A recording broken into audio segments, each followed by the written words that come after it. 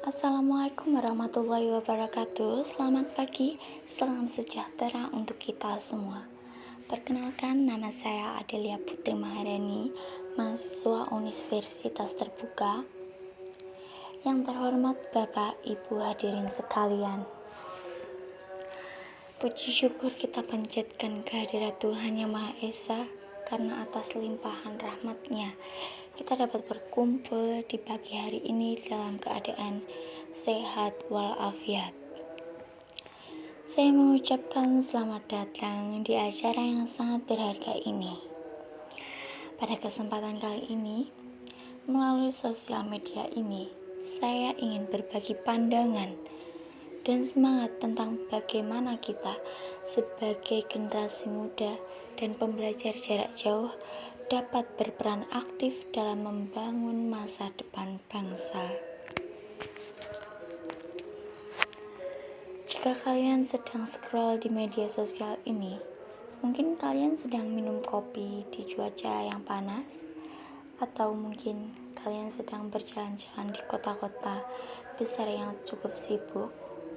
Tapi tahukah kalian, di balik rutinitas sehari-hari itu, ada ancaman besar yang mengintai kita semua. Perubahan iklim.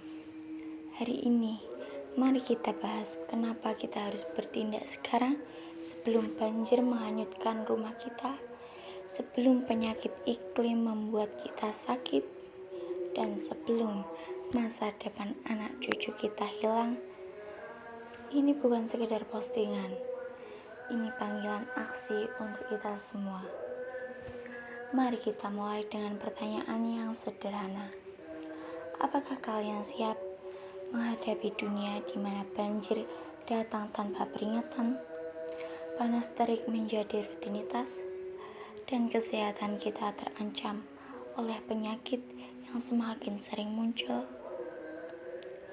Jika jawabannya tidak, maka ini saatnya kita bertindak sekarang. Menurut IPCC, suhu rata-rata global telah meningkat sekitar 1,1 derajat Celcius sejak era pra-industri. Ini bukan angka kecil. Ini hasil dari emisi karbon dioksida dari pabrik, kendaraan bermotor, dan pembakaran hutan. Jika tidak kita yang mengendalikan ini, suhu bisa menaik mencapai 1,5 derajat Celcius pada tahun 2030-an. Dampaknya tidak hanya terbatas pada cuaca. Organisasi Kesehatan Dunia melaporkan bahwa perubahan iklim berkontribusi pada peningkatan penyakit seperti demam berdarah dan malaria. Di daerah tropis seperti Indonesia, risiko ini sangat tinggi karena iklim yang sangat memungkinkan faktor penyakit ini berkembang biak lebih cepat. NASA juga melaporkan bahwa lapisan es Antartika telah menyusut sekitar 13% per dekade sejak tahun 1979. Ini bukan hanya masalah kutub utara, ini mempengaruhi seluruh planet. Pencairan es ini mempercepat kenaikan permukaan laut yang mengancam pulau-pulau dan pesisir di Indonesia. Pencairan es mengganggu sirkulasi laut global, memicu cuaca ekstrim, dan bahkan memudahkan penyebaran penyakit. Sekarang, mengapa kita harus bertindak sekarang? Karena dampak ini sudah terasa dalam kehidupan sehari-hari kita. Dari bahan pokok yang naik harganya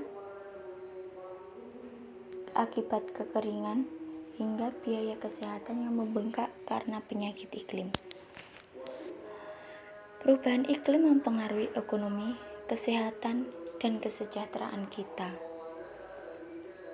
Jadi, apa yang bisa kita lakukan? Mari kita mulai dari hal kecil tapi berdampak besar. Kurangi penggunaan plastik sekali pakai, ganti dengan tas kain. Dukung energi terbarukan dengan memilih transportasi umum, sepeda, atau bahkan panel surya untuk rumah kita.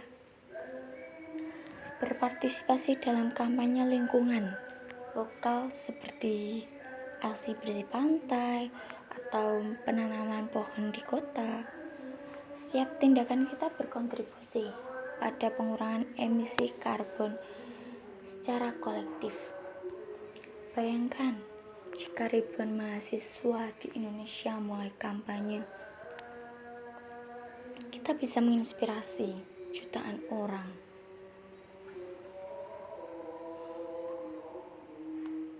Teman-teman, perubahan iklim bukanlah takdir yang tak terhindarkan.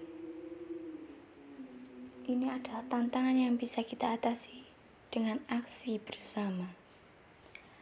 Mari jadikan hari ini sebagai titik awal komitmen untuk hidup lebih hijau, lebih sadar, dan lebih bertanggung jawab.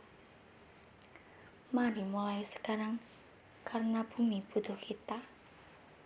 Jika kalian punya ide atau pengalaman, share di kolom komentar ya. Kita ubah dunia satu langkah kecil sekaligus. Semoga pidato ini dapat menjadi pengingat sekaligus dorongan bagi kita semua untuk terus berkontribusi dalam upaya mengatasi perubahan iklim. Terima kasih atas perhatian dan kerjasamanya. Assalamualaikum warahmatullahi wabarakatuh.